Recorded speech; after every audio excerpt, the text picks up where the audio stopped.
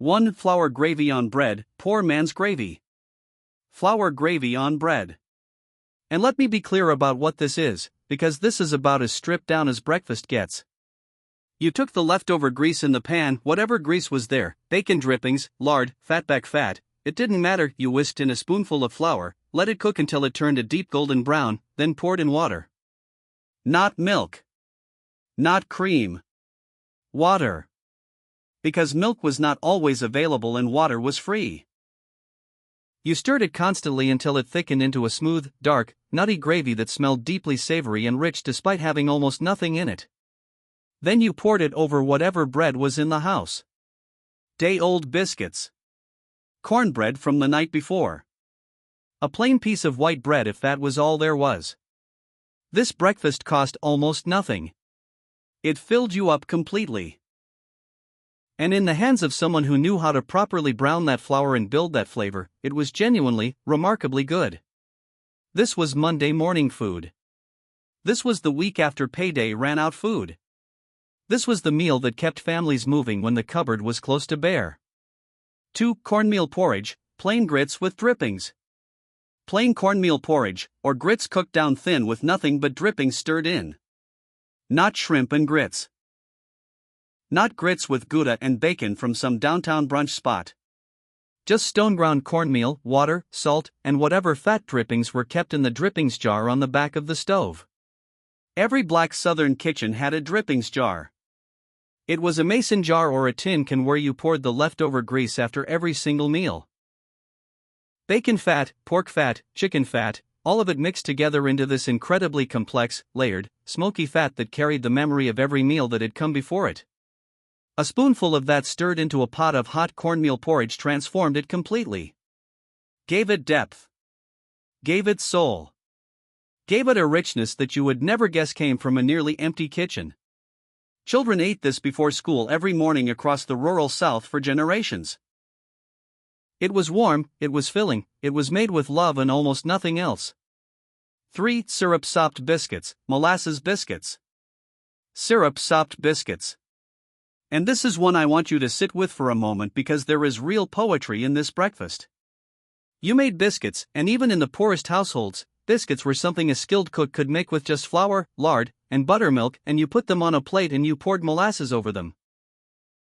Not ribbon cane syrup, which we talked about in the last video. Molasses. The dark, thick, slightly bitter byproduct of sugar refining that was sold cheaply because wealthy people didn't want it. Black families wanted it. They understood it. They knew that its bitterness balanced the fat of the biscuit, that its sweetness was complex and deep in a way that refined sugar simply wasn't, and that poured generously over a hot biscuit it became one of the most satisfying things a hungry person could eat at 7 in the morning. Some families added a little butter. Most families didn't have enough butter to spare.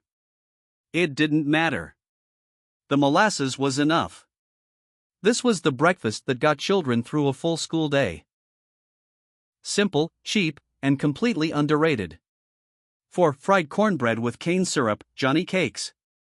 Johnny Cakes with cane syrup. Now Johnny Cakes are different from hoe cakes, different from crackling bread. This is the simplest possible version. Just cornmeal, water, a little salt, mixed into a thick batter and dropped by spoonfuls into a hot greased skillet. No egg. No buttermilk. No leavening of any kind. Just cornmeal and water. You fried them until the bottom formed a dark, crisp crust, flipped them once, and let the other side do the same. The result was dense, chewy in the middle, crackling on the outside, and deeply flavored with that natural nuttiness of cornmeal cooked in hot fat. You ate them with cane syrup poured on top or with whatever sweet syrup was available. And that combination of crisp, savory cornmeal cake with sweet syrup hitting it while it was still hot from the pan was something that stopped you in your tracks every single time. This was the breakfast that sharecropper children ate before walking 2 miles to a one-room schoolhouse.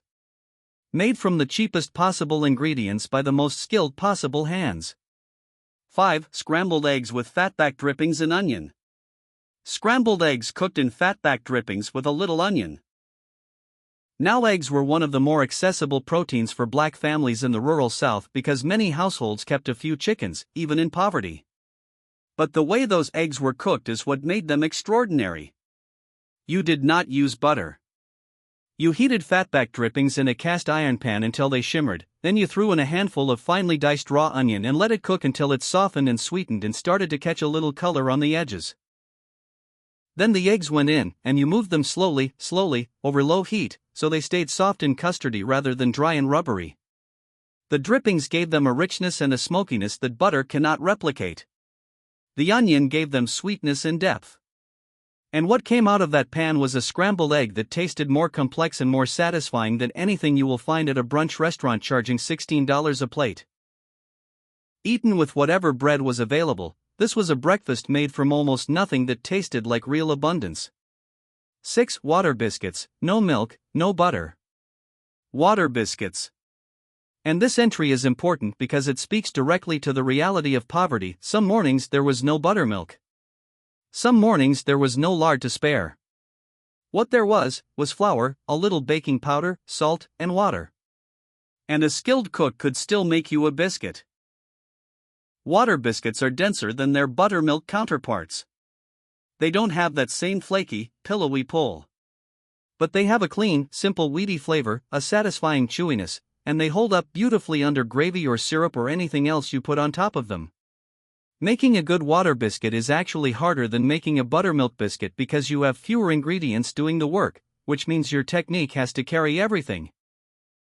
The grandmothers who made these knew exactly how little to work the dough, exactly how hot the oven needed to be, exactly when to pull them out. This was the biscuit of hard weeks and tight months. It was made with nothing and eaten with gratitude. 7. Fried bread, doughboys. Fried bread, sometimes called doughboys or fry bread in the black southern tradition. You mixed up a simple dough: flour, water, a little baking powder, a pinch of salt. And instead of baking it, you tore off pieces and dropped them straight into hot grease in a cast iron pan. The dough puffed up as it hit the heat, the outside turned golden and blistered and crackling, and the inside stayed soft and doughy and almost hollow in places, like a pocket of warm bread that had trapped steam inside. You pulled them out, drained them for a second, and ate them immediately while they were still hot. With syrup. With gravy. With just a sprinkle of sugar if that's what was there.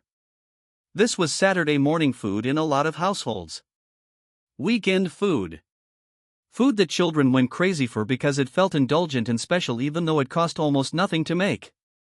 There is something about fried bread that transcends culture and geography. Versions of it exist all over the world. But the black southern doughboy has its own character, its own flavor, its own place in a specific history that deserves to be named and remembered. 8. Oatmeal with sorghum syrup. Oatmeal with sorghum syrup. And before you skip past this one because oatmeal sounds ordinary, I need you to understand that this is not the instant packet oatmeal of today.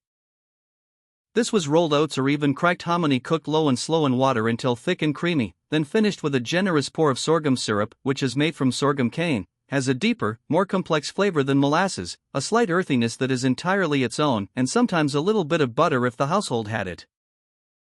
Sorghum syrup was a staple in the Black South because sorghum grew well in poor soil, required relatively little, and could be pressed and cooked into syrup at home. Families who couldn't afford sugar could often grow sorghum.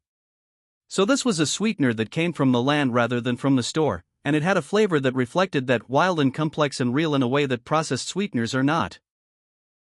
Over a bowl of thick oatmeal on a cold morning, it was simple and deeply warming and exactly what a working family needed before a hard day.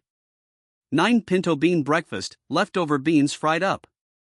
Leftover pinto beans, fried up in a skillet for breakfast. Now this one surprises people who didn't grow up with it. But in homes where beans were a staple, and in poor black southern households, beans were always a staple because they were cheap, filling, and could be stretched across multiple meals. Leftover beans from the night before did not get thrown away. They went into a hot greased skillet in the morning, mashed slightly as they cooked, fried until they started to develop crispy edges and a thick, caramelized crust on the bottom of the pan. You seasoned them with whatever was available: black pepper, maybe a little onion powder, salt, and you ate them alongside eggs or cornbread or just by themselves with hot sauce. This is essentially the same concept as Mexican refritos, which tells you something important about how cultures living in similar conditions of scarcity often arrive at the same genius solutions independently. Fried leftover beans for breakfast is one of the great undersung moves in American cooking. Filling, flavorful, essentially free, and deeply satisfying.